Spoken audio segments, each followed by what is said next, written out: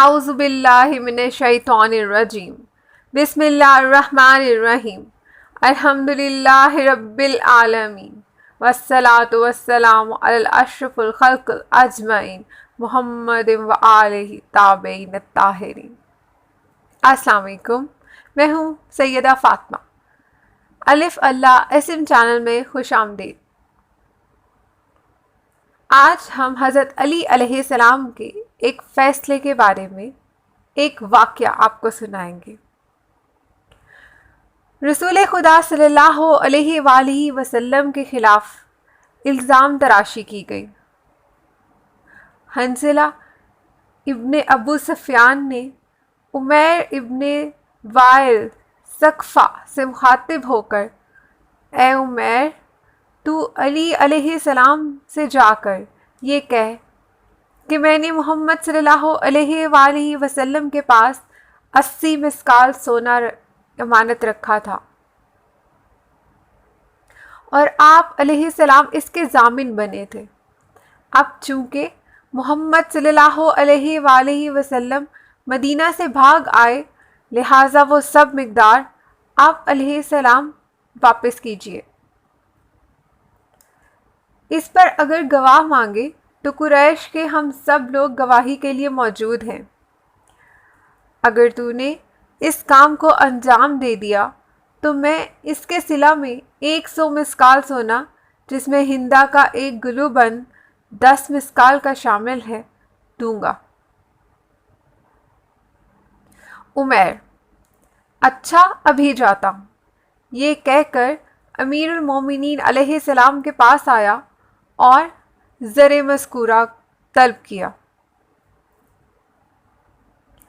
علی علیہ السلام: مجھ کو تو خیال نہیں ہے کہ تو نے کوئی امانت میری ضمانت پر رسول اللہ صلی اللہ علیہ وآلہ وسلم کے پاس رکھی ہو، لیکن مزید احتیاط کے لیے امانت رکھنے والوں کے نام دیکھتا ہوں۔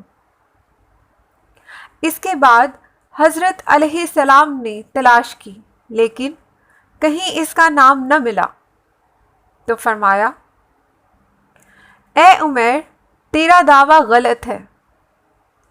عمیر: یا علی علیہ السلام، آپ کیا فرماتے ہیں؟ اس واقعے پر ابو جہل، اکرمہ، عقبہ ابن ابی معیط، ابو سفیان اور حنظلہ میرے گواہ ہیں۔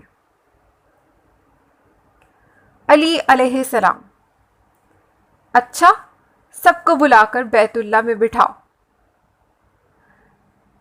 جب یہ سب لوگ جمع ہو گئے تو امیر المومنین علیہ السلام نے عمیر سے مخاطب ہوئے، علی علیہ السلام، جب یہ امانت تو نے رسول خدا صلی اللہ علیہ وآلہ وسلم کو دی تھی تو کیا وقت تھا؟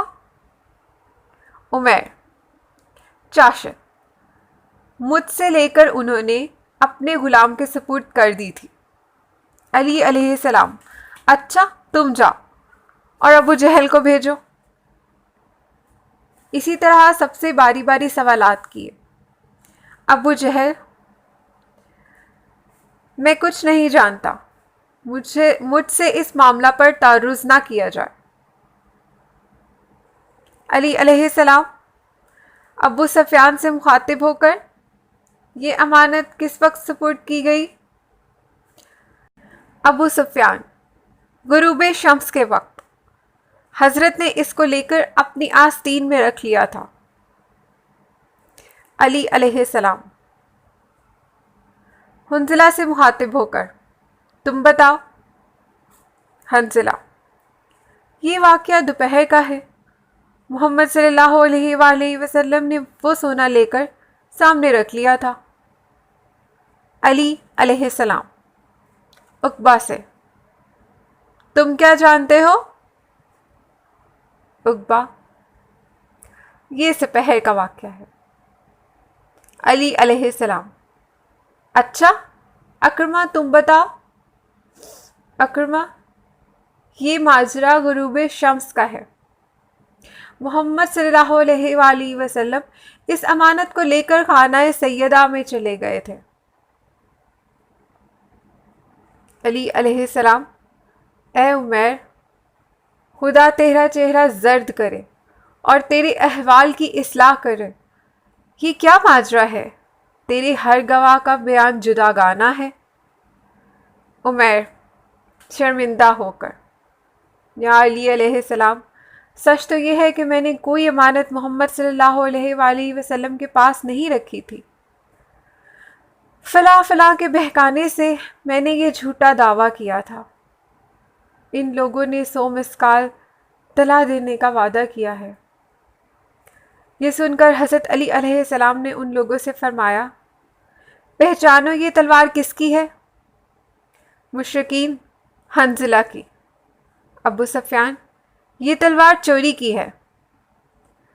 حضرت علی علیہ السلام، اے ابو سفیان، اگر تو اپنے قول میں سچا ہے تو بتا، تیرا غلام محلہ الاسود کہاں ہے؟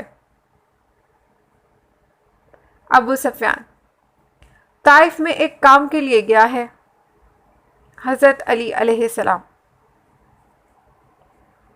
کیا تجھ کو اب تک اس کے واپس آنے کی امید بھی ہے؟ اگر ایسا ہے تو اس کو بلا۔ ابو سفیان یہ سن کر ساکت ہو گیا اور حضرت 10 غلام اشراف قریش کے ساتھ ایک مقام پر تشریف لائے اور ان لوگوں کو حکم دیا کہ اس کو کھود ڈالو۔ جب وہ زمین کھودی گئی تو اس سے غلام محلہ قتل کیا ہوا برآمد ہوا۔ لوگوں نے یہ دیکھا، دریافت کیا، اس کو کس نے قتل کیا ہے؟ حضرت علی علیہ السلام نے فرمایا، ابو سفیان اور اس کے بیٹے نے اس کو کچھ رشوت دے کر میرے قتل پر آمادہ کیا تھا۔ اس نے کمینگاہ سے نکل کر میرے قتل کے ارادے سے مجھ پر حملہ کیا، بس میں نے اس کا وار رد کر کے قتل کر دیا اور یہ تلوار لے لی۔ جب یہ ہیلا نہ چلا تو ان لوگوں نے دوسرا ہیلا عمیر کے ذریعے عمل میں لانے کی یہ سازش کی ہے۔ یہ سن کر عمیر نے کہا، اشہد ان لا الہ الا اللہ، اشہد ان محمد رسول اللہ۔ یہ تھا آج کا قصہ۔ ہمارے چینل کو سبسکرائب کیجیے، کوئی سوال ہو تو کمنٹ کیجیے، ویڈیو کو شیئر کیجیے۔ شکریہ۔ اللہ حافظ۔